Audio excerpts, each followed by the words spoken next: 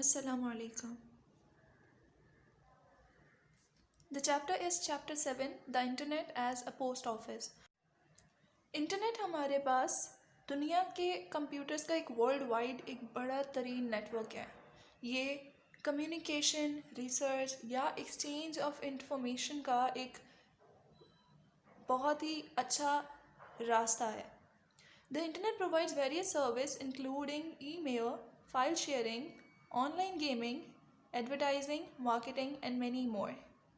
Email is one of its most widely used features. Internet जहाँ हमें बहुत कुछ प्रोवाइड करता है, file sharing, emails, online gaming, advertising, marketing और पता नहीं क्या क्या, उसमें सबसे ज़्यादा जो हमारे पास यूज़ होने वाला फीचर है दैट इज़ एन ईमेल।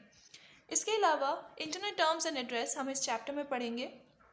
सबसे पहले एसोसिएटेड जो हैं जो टर्म्स हमारे पास इंटरनेट से, वो सबसे पहले हमारे पास आ जाता है एक ISP।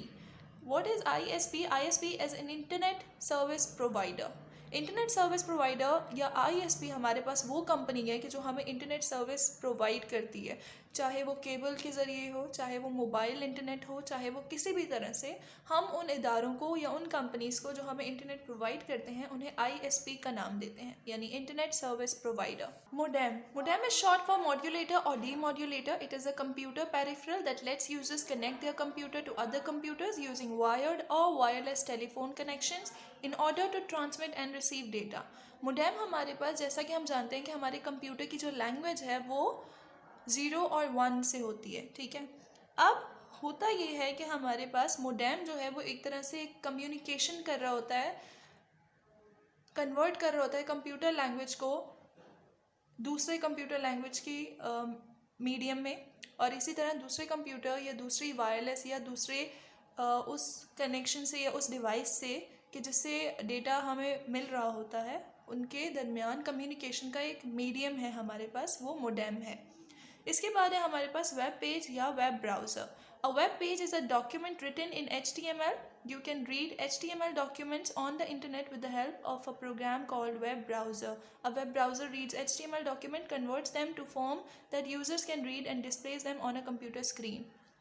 हमारे पास जितने भी पेजेस होते हैं जो आप वेब इंटरनेट पर देख रहे होते हैं, वो HTML लैंग्वेज में लिखे जाते हैं, यानी कि उस लैंग्वेज में जो कि कंप्यूटर को समझ आती है, 0 और 1 की लैंग्वेज में। वो डिफरेंट कोड्स होते हैं, जो भी हमें इमेजेस नज़र आ रही होती हैं, वीडियोस नज़र आ रही होती हैं, वो जब बन रही होती हैं तो वो कंप्यूटर लैंग्वेज पर बनती हैं, यानी हाइपर टेक्स्ट लैंग्वेज पर बन रही होती हैं।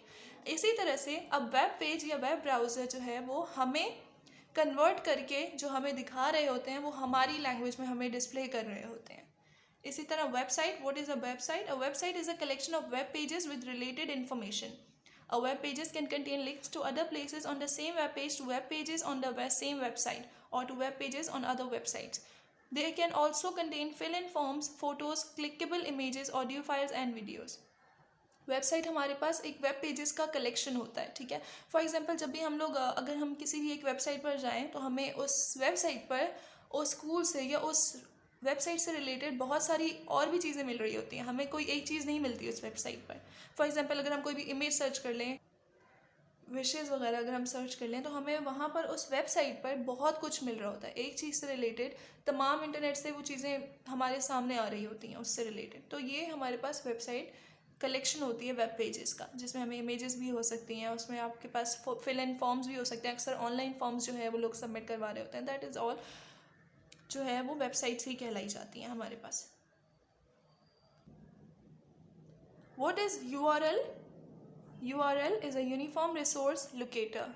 URL क्या होता है? किसी भी एक वेबसाइट का जो अपना एक अलग एड्रेस होता है, एक यूनिक एड्रेस होता है जो उस फाइल को आइडेंटिफाई कर रहा होता है, उसे हम URL कहते हैं।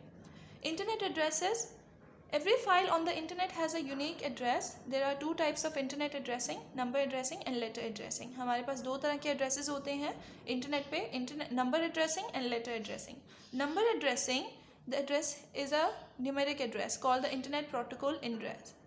अब ये वो एड्रेस होता है कि जो डॉट्स या डिजिट्स से मिलकर बना होता है, जो कि नंबर्स जो हैं वो हमारे पास 0 to 25 होते हैं, जो कि इस तरह से बने हुए होते हैं, एक दूसरे से इस तरह से जॉइंड हुए हुए होते हैं कि वो हर एड्रेस एक दूसरे एड्रेस से बिल्कुल अलग होता है, एक यूनिक होता है। यहाँ पे एग्जाम्पल भी हमारे पास दी गई है, डिजिट्स हैं और उन्हें डॉट्स लगाए हुए हैं। इसी तरह से एक अलग एड्रेस है जिसमें डिफरेंट डॉट्स हैं अलग अलग डिजिट्स के बाद। इसके बाद है हमारे पास letter addressing. Letter addressing obviously इसे हम डोमेन नेम भी कहते हैं, डोमेन नेम सिस्टम DNS।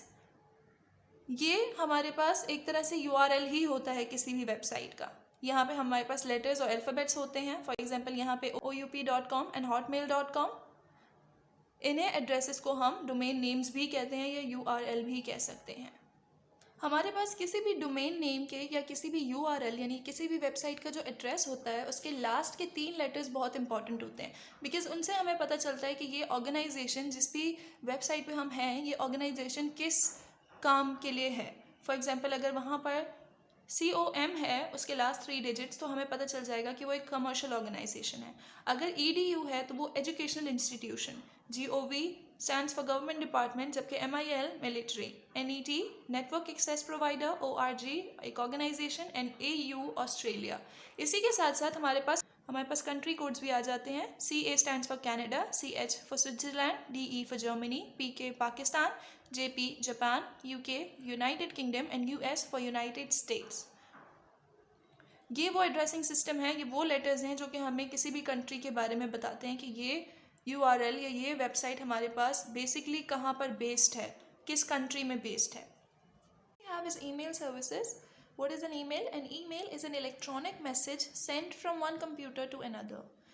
हमारे पास वो इलेक्ट्रॉनिक मैसेजेस जो कि हम एक कंप्यूटर से दूसरे कंप्यूटर्स तक भेजते हैं वो हमारे पास ईमेल्स होती हैं। ठीक है, ईमेल हमारे पास एक बिल्कुल ही अलग एक सॉफ्टवेयर है जो एक हमारे पास, जैसे हमारे पास डिफरेंट एप्लीकेशंस हैं जिन पे हम मैसेजेस भेज सकते हैं, लेकिन एक बहुत ही अच्छे फॉर्म में एक प्रोफेशनल वे में जो हमारे पास जो सबसे ज़्यादा सॉफ्टवेयर यूज़ होता है वो हमारे पास ईमेल सर्विस है। The message can include text, pictures and sound. You have learnt about email service providers and about composing and sending email messages in class 5. हम मैसेजेस में टेक्स्ट, पिक्चर्स और sound भी add कर सकते हैं। इसके अलावा हम जिस तरह से कंपोज करते हैं या सेंड कर सकते हैं ईमेल्स, वो हम पहले भी पढ़ चुके हैं, एक बार फिर पढ़ेंगे। इसके अलावा हमारे पास जो एडवांटेजेस हैं ईमेल के वो ये हैं कि एक तो सबसे ज़्यादा स्पीड का, ईमेल बहुत ज़्यादा तेज़ है। हमारे पास जो नॉर्मल पोस्ट है, a message can reach any part of the world in a fraction of a second. एक सेकेंड से भी कम वक्त में हमारे पास दुनिया के एक हिस्से से दूसरे हिस्से में ईमेल्स पहुंचाई जा सकती हैं। इसके अलावा जो हमारे पास सेकेंड एडवांटेज है वो है content. An email message can consist of only a few lines of text or of several thousand lines. Unlike the postal service, the message is not charged by weight. आप जितना चाहे content आप उसमें add कर सकते हैं, चाहे आप कुछ लाइनें लिखना चाहें या आप हज़ारों की तादाद में अगर आप लाइनें भी लिखना चाहें तो भी आप लिख सकते हैं। पोस्टल सर्विस में आपके पास आपके लेटर के वेट के हिसाब से, आपके स्टाफ के वेट के हिसाब से आपसे चार्ज किया जाता है, जबकि ईमेल में आपका लेटर चाहे जितना भी बड़ा हो आप उसे सेंड कर सकते हैं। उसके बाद है हमारे पास cost. There is no charge for sending and receiving email messages even though the message travels across the world. भले ही हमारे मैसेज दुनिया के किसी भी हिस्से में जा रहे हों, they are all free of cost. Receiving messages, we need to be at our computer all the time to receive a message. Any message sent to us is stored safely in our email account. हमें हमारे computer पे पूरा दिन नहीं बैठना पड़ता इस इंतज़ार में कि अभी हमारे पास कोई मैसेज आ जाएगा तो हमसे वो स्किप हो जाएगा या वो डिलीट हो जाएगा। अगर आपके पास कोई भी ईमेल आ रही है तो वो आपके कंप्यूटर में बहुत ही सेफली स्टोर्ड हो जाती हैं। हमारे पास कोई भी एक ईमेल एड्रेस 2 हिस्सों में डिवाइडेड होता है। एक हिस्सा जो हमारा डोमेन नेम होता है, हमारा अपना नेम जो कि हमें यूनिक करता है बाकी नेम्स से। आपका नेम, आपका डोमेन नेम किसी भी तरह से सिंबल ऐड कर सकते हैं आप उसके अंदर, आप लेटर्स ऐड कर सकते हैं और इसके अलावा आप डिजिट्स ऐड कर सकते हैं। इसके बाद हमारे पास दूसरा हिस्सा होता है हमारी ईमेल का एड्रेस होता है एक इंटरनेट वेबसाइट का। जैसे फॉर एग्जांपल यहाँ पर जीमेल है, इसके अलावा हॉटमेल्स भी हैं और भी डिफरेंट वेबसाइट्स हैं जिन पे आप अपना अकाउंट बना सकते हैं। अब इसके बाद आप अपना अकाउंट किस तरह से बना सकते हैं वो देख लेते हैं। सबसे पहले आप जीमेल वेबसाइट ऑन करेंगे और उसके बाद आप लोगों के पास ये ऑप्शंस आ जाएंगे। तो क्रिएट अकाउंट का, अगर आपका ऑलरेडी अकाउंट बना है तो आप लॉगिन कर सकते हैं। साइन इन के लिए आपको create account for myself और for my business account. For myself पे अगर आप क्लिक करेंगे तो आपके पास ये ऑप्शंस आ जाते हैं, आपका फर्स्ट नेम, आपका लास्ट नेम और आपका यूज़र नेम, जिसमें आप लेटर्स, नंबर्स या पीरियड्स ऐड कर सकते हैं। इसके बाद आपके पास एक पासवर्ड आता है और इसके बाद आप नेक्स्ट पे क्लिक करेंगे तो आपका अकाउंट बन जाएगा। आप जीमेल ओपन करते हैं, आपके पास ये सब कुछ आ जाता है, आपका इनबॉक्स ओपन हो जाता है जहाँ पे आपको जो भी मैसेजेस आए होंगे वो आपको यहाँ शो होते हैं। इसके अलावा आप लोगों के पास एक कंपोज का ऑप्शन होता है।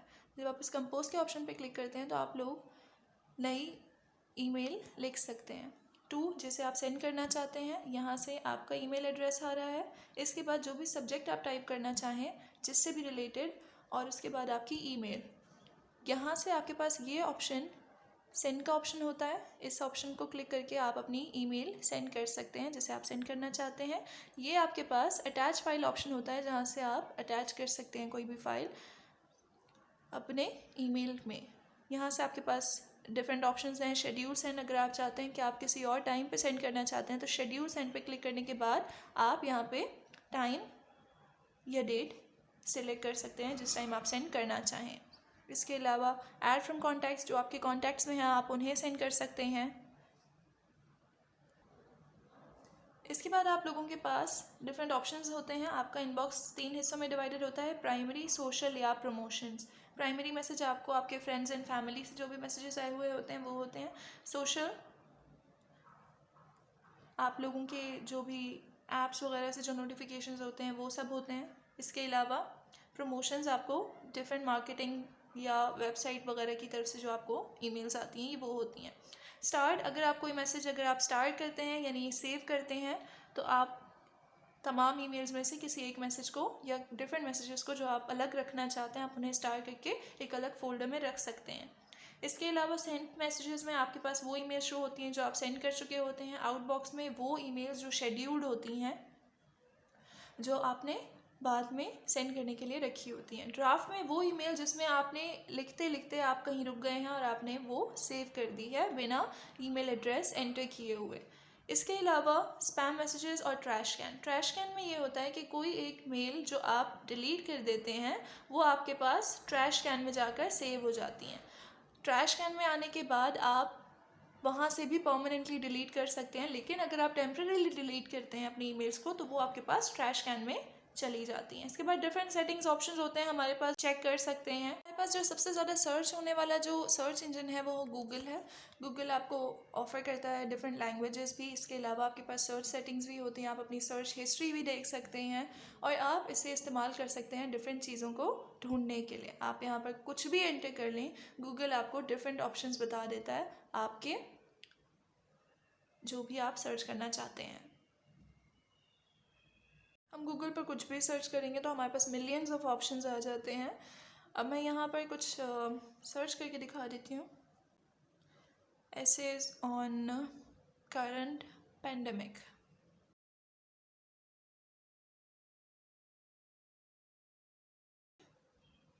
एक लिस्ट आ जाती है।